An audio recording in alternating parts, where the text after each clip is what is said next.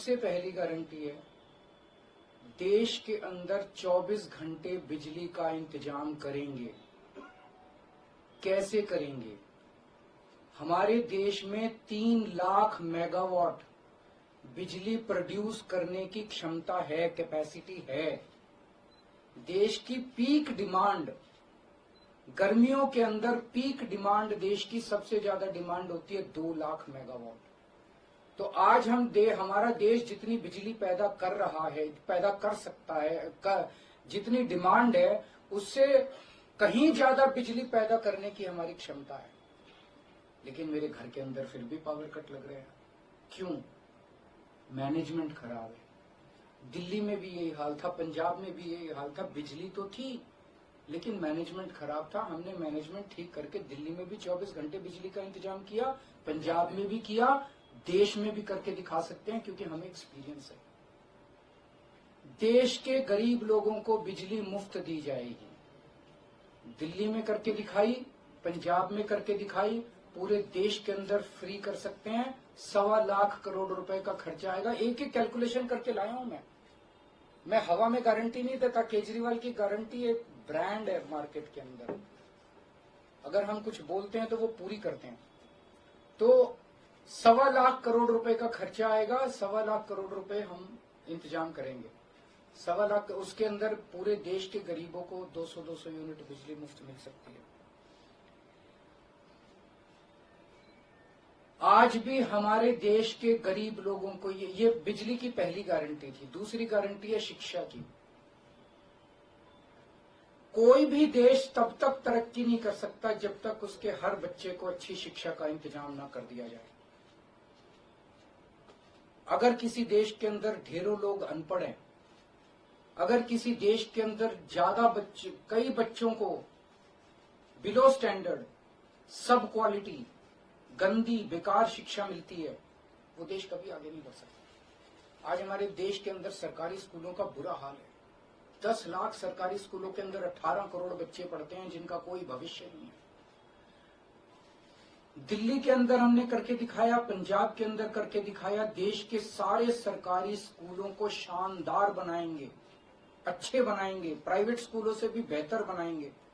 और इस देश के अंदर पैदा होने वाले हर बच्चे के लिए, चाहे वो अमीर का बच्चा हो चाहे गरीब का बच्चा हो, अच्छी, शानदार और फ्री शिक्षा का इंतजाम किया जाएगा। अगर आप अमीर हैं, अपने बच्चे को प्राइवेट में भेजना चाहते हैं, भेजिए।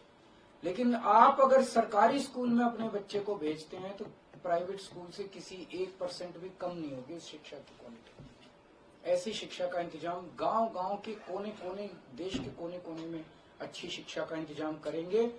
दिल्ली में किया, पंजाब में किया, हमें करना आता है, हमारी नीयत है।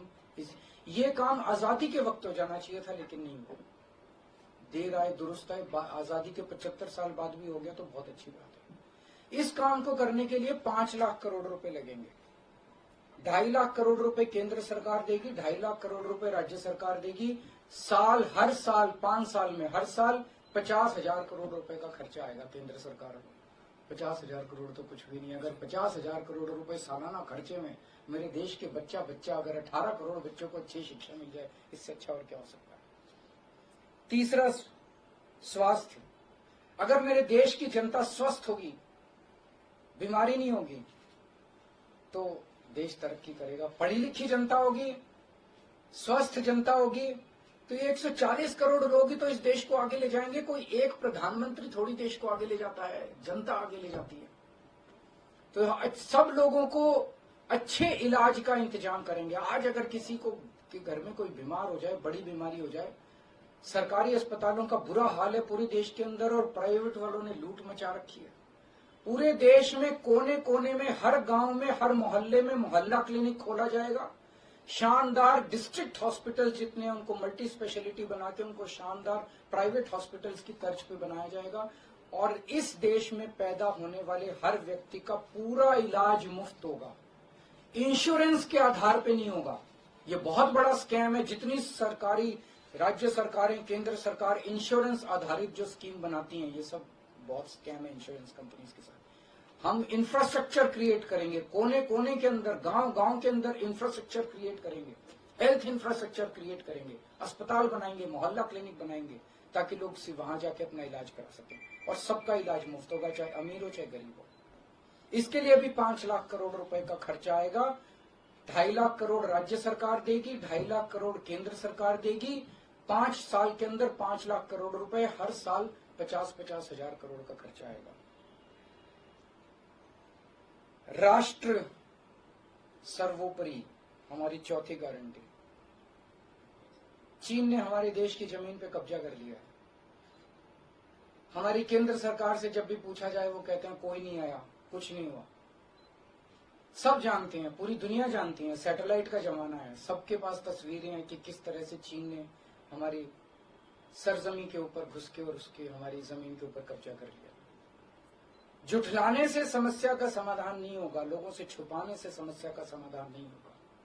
हमारे देश की सेना के अंदर बहुत ताकत है। हमारे देश की सेना को एक बार इजाजत तो दीजिए, उसको स्वतंत्रता तो दीजिए काम करने की। वो देखिए आपको जीत के लाती है।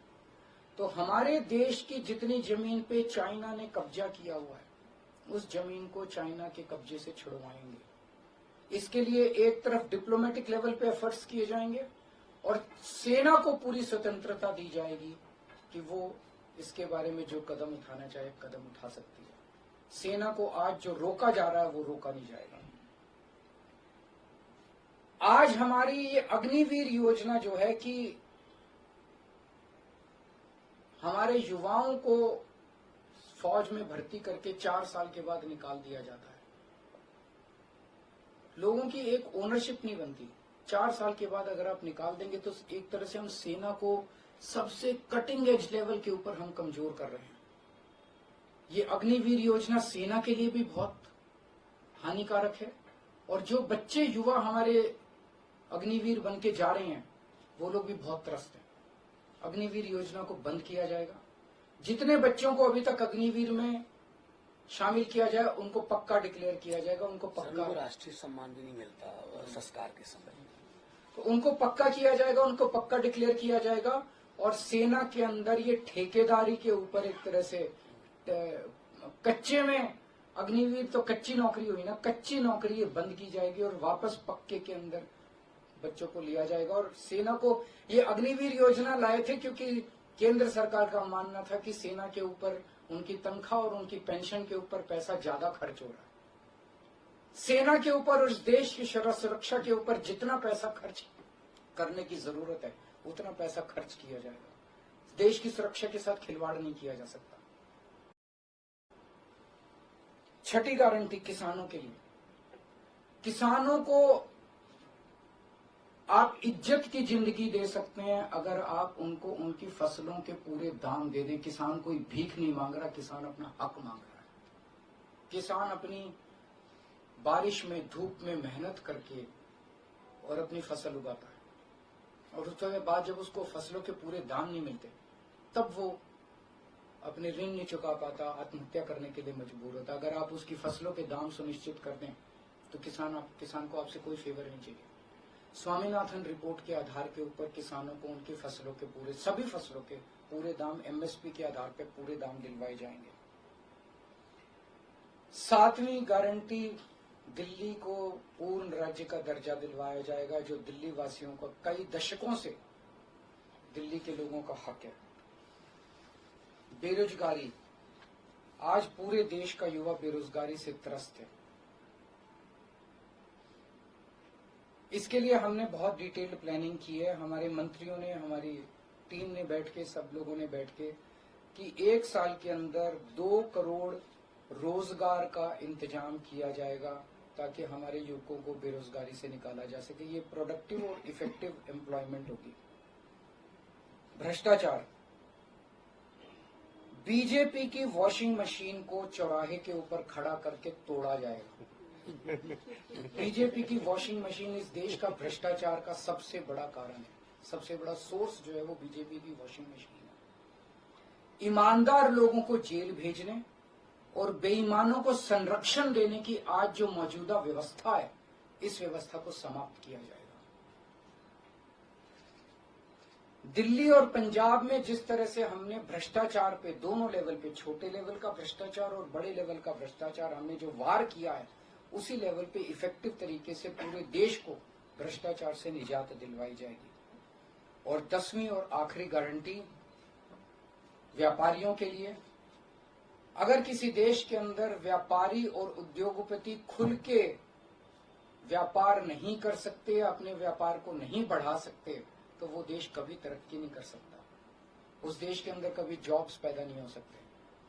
और ये डेटा बताता है कि पिछले 8-10 साल के अंदर इस देश के 12 लाख हाई नेटवर्थ इंडिविजुअल्स, बड़े बड़े अमीर लोग इस देश के अंदर व्यापार और उद्योग बंद करके विदेशों में चले गए हैं, क्योंकि इस देश के अंदर आतंक मचा रखा है सरकार, केंद्र सरकार ने, उन लोगों को डराने का, धमकाने का। जीएसटी को पीएमएलए से बाहर किया जाएगा, जीएसटी का सरलीकरण किया जाएगा, सारी प्रशासनिक और लीगल व्यवस्थाओं को सरलीकरण किया जाएगा और एक ऐसी व्यवस्था की जाएगी कि अगर इस देश के अंदर कोई सही तरीके से व्यापार करना चाहे तो वह व्यापार कर भी सकता है, उद्योग खोल भी सकता है, ज्यादा परमिशंस की जरूरत नहीं होगी और बड़े स्तर के ऊपर हम व्यापार को और उद्योग को, हमारा टारगेट चाइना को पीछे छोड़ना है, जो आज इस दुनिया के अंदर इसमें व्यापार में और उद्योग में और प्रोडक्शन में बहुत आगे है। हमारा कंपटीशन उनके साथ है।